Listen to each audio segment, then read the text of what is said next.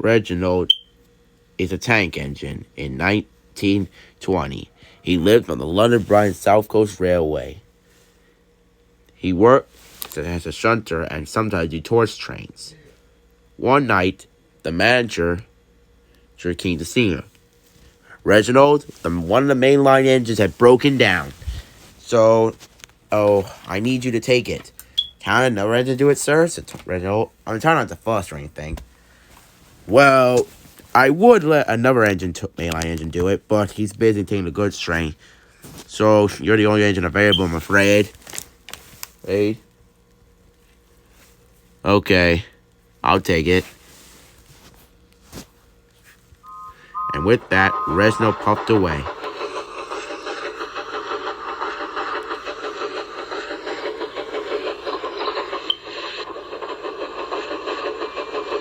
He puffed slowly into the station, where the coaches just were waiting.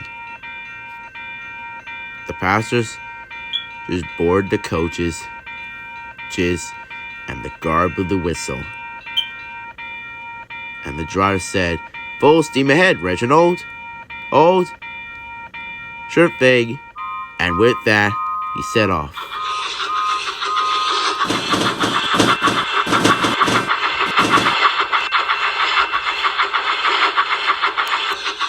Reginald puffed along that track very carefully. He loves pulling passengers.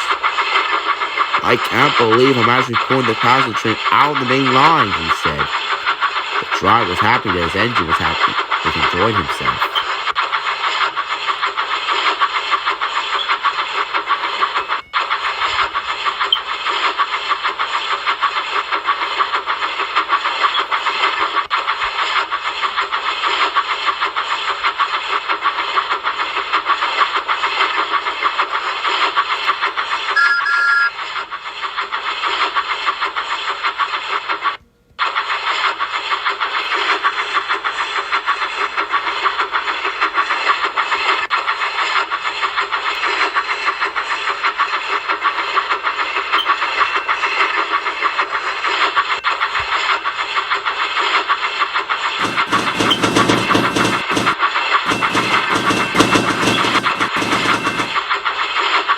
Reginald puffed up along the track with his coaches. The coaches clattered behind him.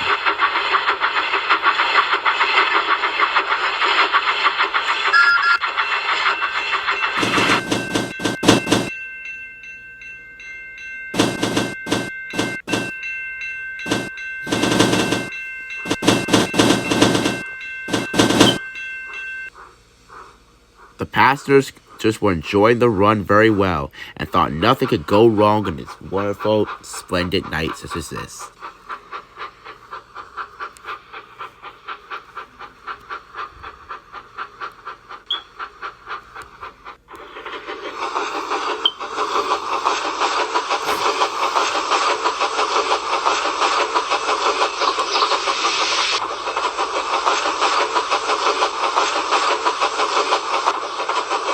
Reginald had to go up a steep hill. He puffed harder and harder as he could.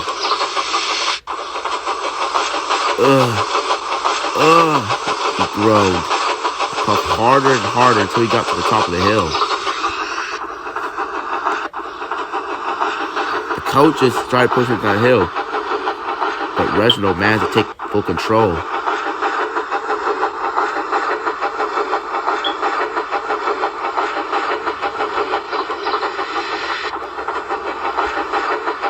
Reginald came to the hall at the station. He was tired, but he had to make one more stop. But something changed in Reginald, and it was not good. Reginald suddenly, a tired face became a little grim face. The driver was concerned. You're right, Reggie?" he said. "Oh, I'm fine," said Reginald. "I'm just ready to get back to my shed." "And I'm ready to get back home, too. Just take this one last stop and we'll be good." "Okay," said Reginald.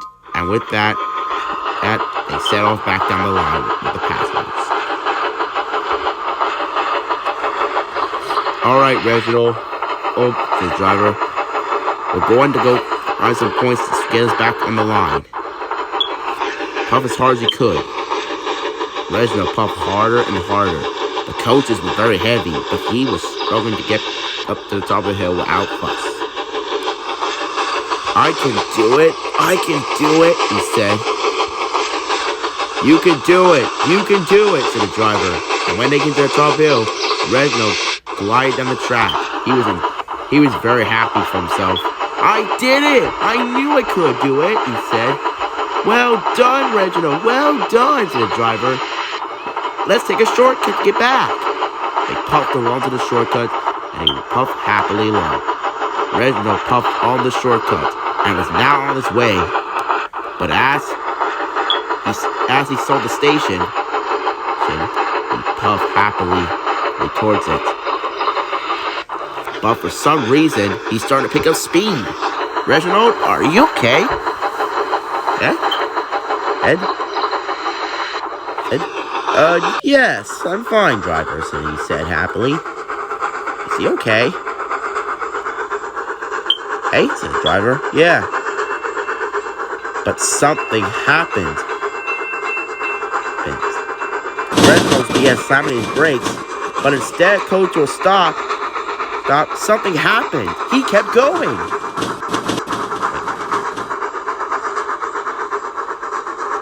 Oh no, I can't stop, cried Reginald.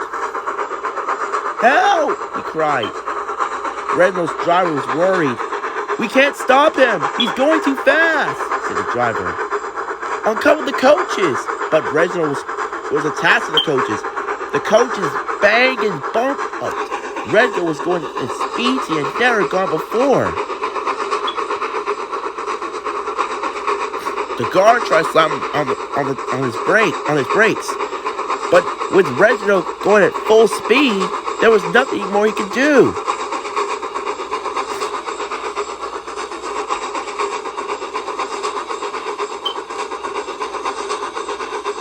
Reginald was soon diverted on another track, hanging away from the main line. No, he cried. Oh no, I'd be diverted on the track, and that can't be good.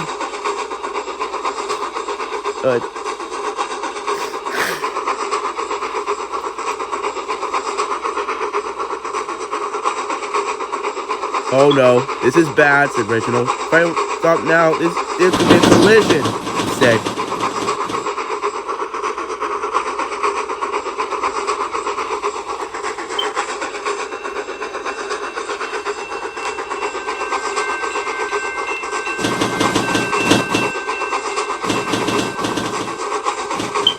Then Reginald was suddenly diverted on another track. He was heading back to the way he came before. Then there was even more trouble.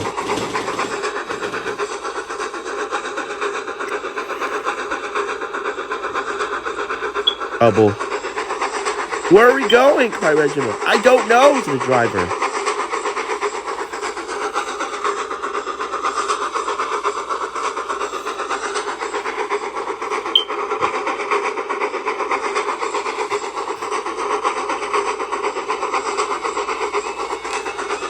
Then Reginald felt something in his boiler. Felt something hot in his boiler. Driver, it feels hot inside. He panicked. The driver was worried. Breathe. Reginald came to the top of the hill, but as he went down, there was a huge bang! Unfortunately, the explosion came into Reginald's boiler, causing him to derail because of his boiler horrific shaking. He derailed. Not only Reginald crashed into the station, it would cause his boiler to hyperlethally exploded. Excuse me. I'm feeling sad though because I told this story. Because it seems a bit scarier to tell you all this. But the truth is, that's how the E2 engines got scrapped. Except Tomar, Thomas, and Timothy. All the E2s got scrapped because of all this. Because of this engine. And what happened to the coaches, you may ask? The coaches, along with the engine himself, derailed, causing them to die as well. When I say died, all the passengers died in the coaches. The crew, the passengers, and the guard himself perished, along with the engine itself. Some of the passengers survived, while the others weren't so lucky. The controller of the LBSC railway was very shocked as he heard that his 100 E2 engine was scrapped. That's right. Reginald was the number 100 engine on the London Brighton South Coast Railway. And because of all this, the E2 engines were sent for scrap a few years later. Because of all this, Reginald's parts and the coaches were all sent for scrap. But some people say they hear some puffing coming from the scrap yard. And some people said that they heard a whistle echoing through the night, claiming that they see an engine puffing on the line by himself, without no crew inside. And some other people say they could see an engine pull like some coaches, two coaches down the line. They thought he was just a passenger train coming through. But some people also say that they saw the face of the engine. He had black eyes with red pupils, blood dripping from his eyes. It was scary and terrifying. It looked like it came from the underworld. The world. No one ever told this story because they feared that that engine might come and kill them. Because it killed a guy with a video camera. A guy was at night on his night having fun, but he decided to take a little photos to cheer him up. He already took a few photos while he's driving. Soon, his car ran out of gas and at the middle of the crossing, connected to the railway. He decided to go for phone for help. He knew there's no train coming out tonight, this time of night. So he decided to go and get help. While he did, help was soon arrive soon to help fix his car and tow it back to the gas station. As he did and waited, he thought he heard a ghostly whistle. He decided to walk along the tracks to see who it was. No one said a word.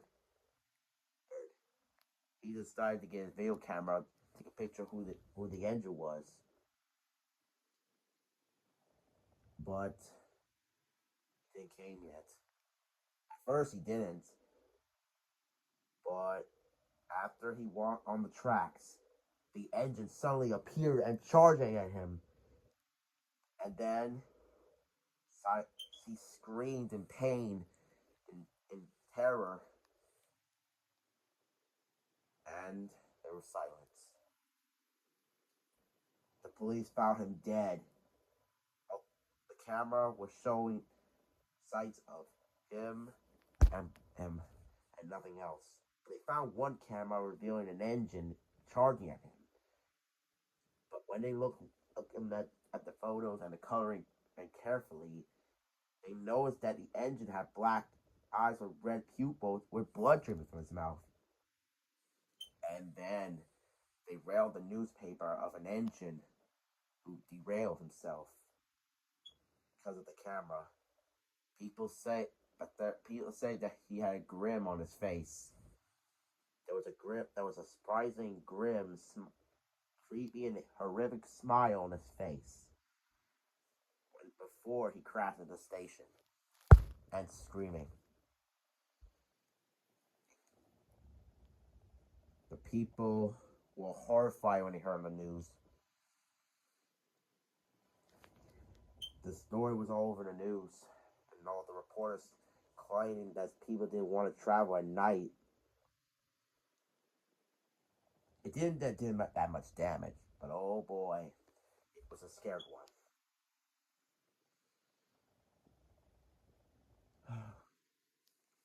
And every night, people both claim to hear the sound of an engine. It's not unusual.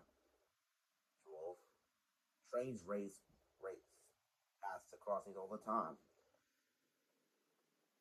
But this whistle was the exact whistle that man heard. The man was soon forgotten and dead. People were horrified. They were talking about the story. That's what revealed that an engine ran it over on purpose. And they saw that grim on it. And people say that every single night, night, just like this night, the story and ghost of Reginald, and lives a spirit, cursing to ride the rails of all eternity once every single night. Like I said, on a very foggy and very cooling night, just like this night, the story and ghost of Reginald puffing along that track, or could be seen in the light, shining his eyes at you, and woosing ghostly steam, or puffing down the line with whatever chance he got, playing another victim. They say that his ghost whistle echoes around the island, around the railway.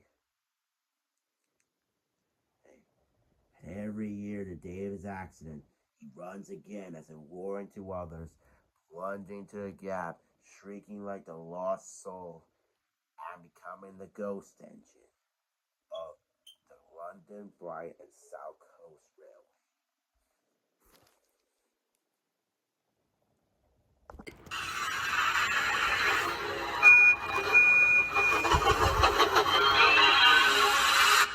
Timothy, Thomas, and Tomar, even though I am dead, I will be back. I will give you 2, 3, 4, well, an eternity. No matter how many times I will fail, I will keep on coming back. Oh.